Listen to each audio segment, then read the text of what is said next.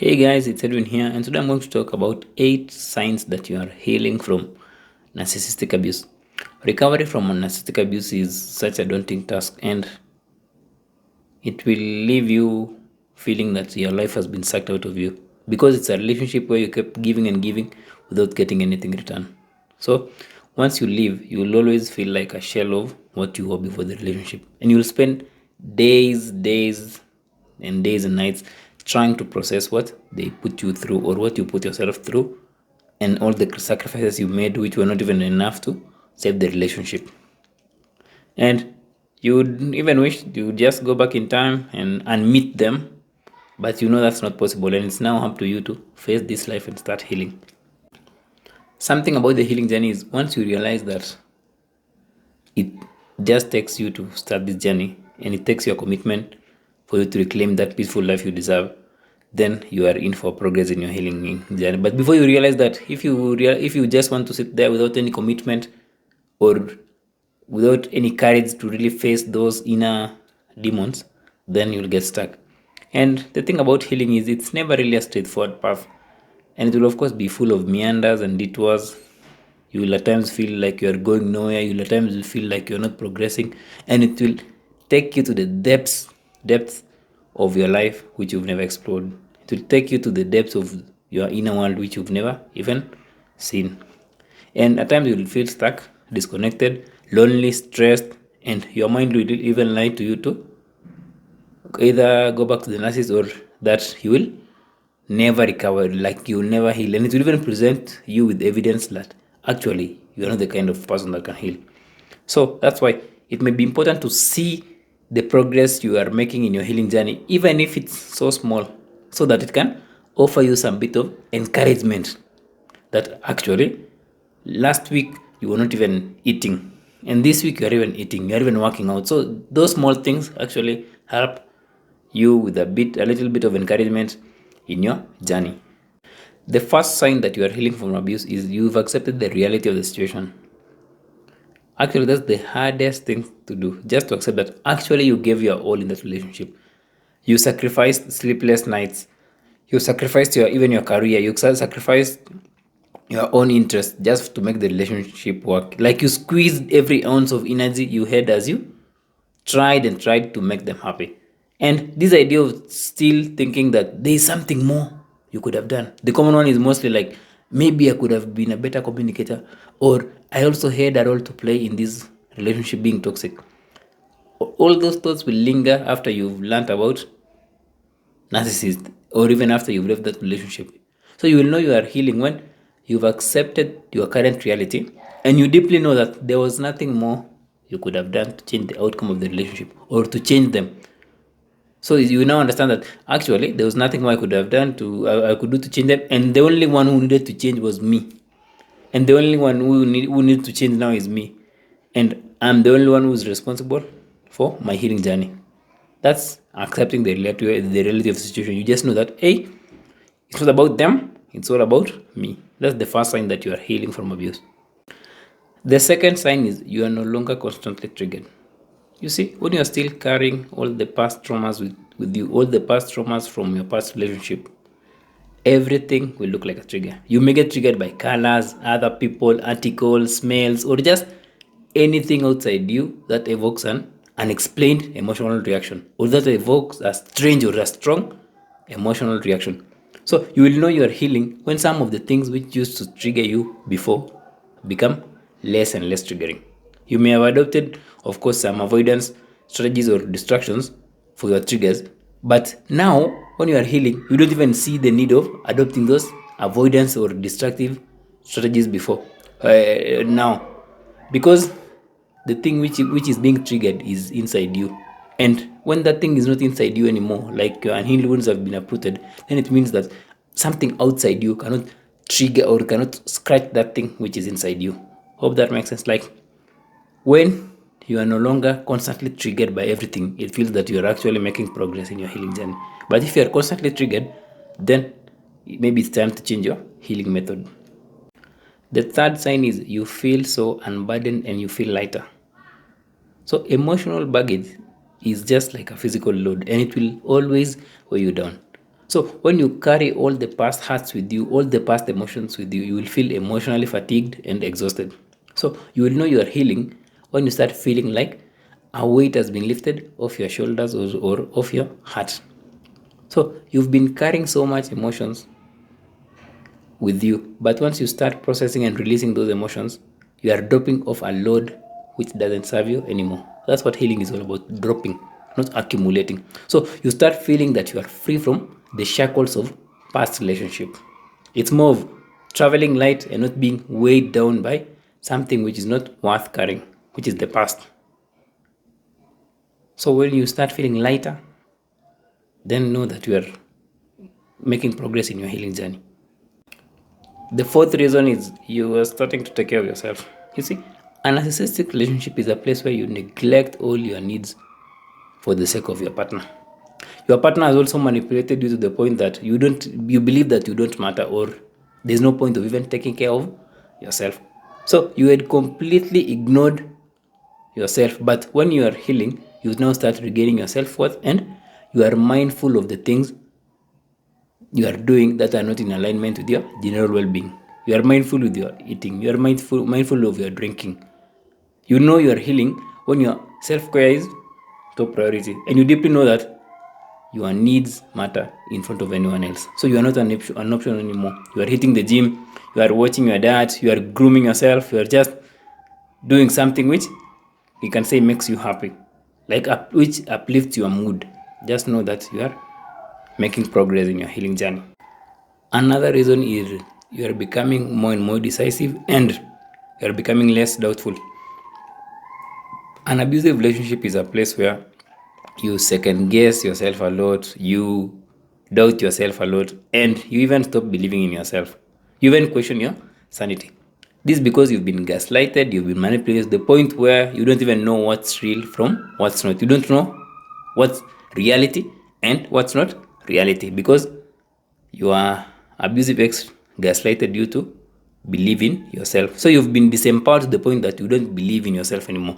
So when you start making your own decisions without feeling the need of consulting anyone or feeling that you are making the wrong decisions, then know that you are on the right path in your healing journey. Another bonus is you'll also realize that you have solutions for all those life challenges which seem so impossible to resolve in the beginning of your healing journey, because you might feel that everything is hard even to do, like even deciding what to make for dinner or where to go or if I can apply for this kind of work. But when you start healing, it becomes easy to make those basic decisions. So when you're traumatized, the logical part of the brain doesn't function as well, so because of the past hurts. But when you start healing, it starts brightening up, and the moment like that logical part of the brain start brightening up, then it means that it's improving your decision making and critical thinking. That's why the more you heal and release those traumas, the more you become a better decision maker, because now your logic is not distorted anymore, your reality is not distorted anymore like it was in the relationship.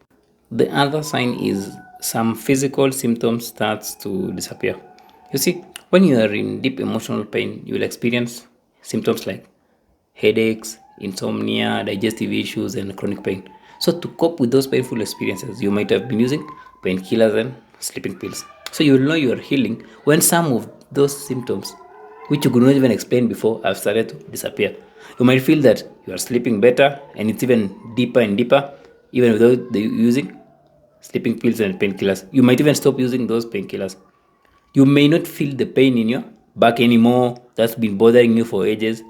This is because our bodies store some of our stuck emotions, which then manifest through these unexplained symptoms. So, once you release those emotions that are stuck in your body, your physical health starts to improve. That's why it's always highly recommended to seek therapy which can really help you go deeper and release those emotions or process those emotions or those traumatic memories, because it has also effects on your physical health. So it may save you from indulging in those countless pills or just feeling pain which can just be resolved by therapy. This is not to say that healing your trauma will take away all those physical symptoms. It's just a step worth exploring. So don't just say, Edwin said this, don't take pills. No.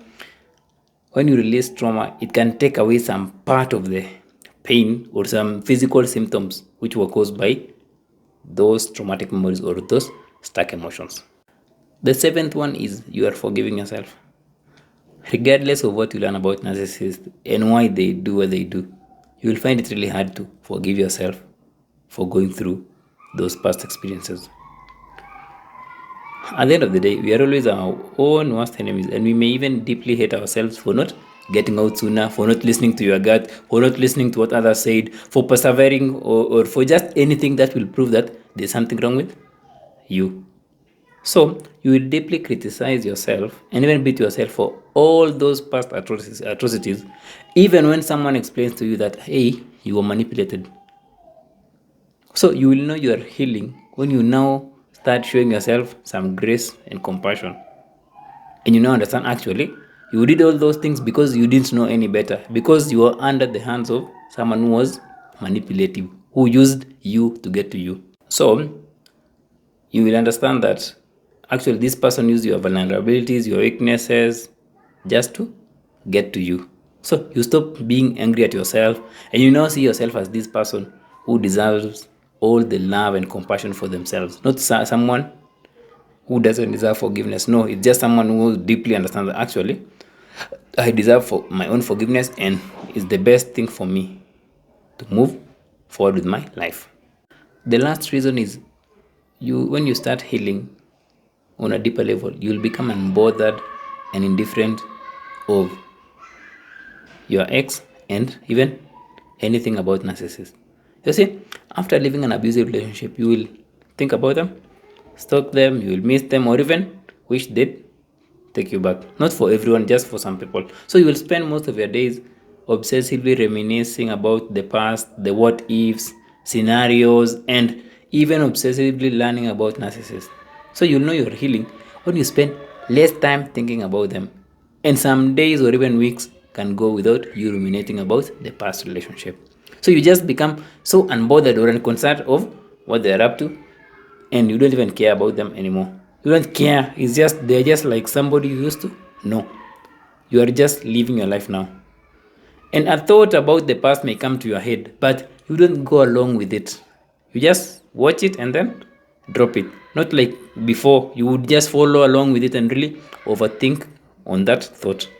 Another thing about this healing is you've stopped compulsively learning about narcissists as you feel that there's no point of doing it anymore as you just understand yourself. So you've been freed from the narcissist spell and you deeply know that no one can use you to get to you. So your focus shifts from the narcissist to something you love, like even watching a movie, traveling, or just something outside learning about mental health. So it sounds counterintuitive, right? Like at times we may say we are learning about mental health, but it can also be a distraction because it's just learning and we are doing nothing in life. So when you've not healed, you may find yourself overindulging in narcissism as you seek to understand them. But when you are healing, you become less and less interested in narcissists and you become more and more interested in yourself. That's actually the best point to know if you are really, really making progress in this journey. You are interested in yourself. Healing from abuse is not easy, and it will really challenge you to step up for you. You are stepping up for you, not for the narcissist. You are stepping up for yourself. So you step up from those negative beliefs you have about yourself because of the pain other people have inflicted in your life. And there are many signs you can use to determine if you are healing from abuse, but the only one who can really know if they are making progress is you. So if you are stuck in your healing journey, you just have to be deeply honest with yourself. An article or even this video can share insights, but at the end of the day, the emotional distress or the discomfort inside you is your true compass. If you are feeling that the discomfort is lessening, then just know that the method you are using or what you are doing currently is working. But if the discomfort is not lessening, just show yourself some compassion and maybe change the method or try something else. The relationship exposed some unhealed parts deep within you. Now it's your job to really deal with those unhealed parts. There's no need to bury them or to run away from them. Run away in quotes. So work on them while you can still see them and when you can still feel them.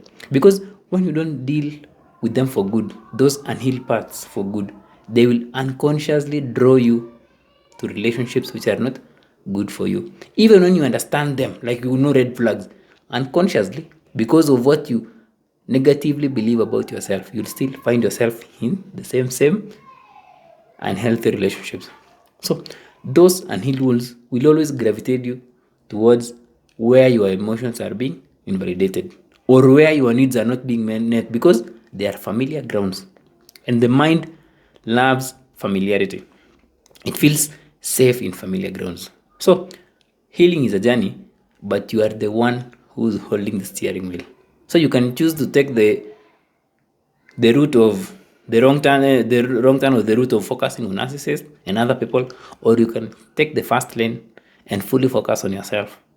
It's up to you to choose a path. Which path do you choose? Is it to focus on you or to focus on them? Hope you found that informative, guys. Feel free to share, subscribe, and comment. And have a nice weekend.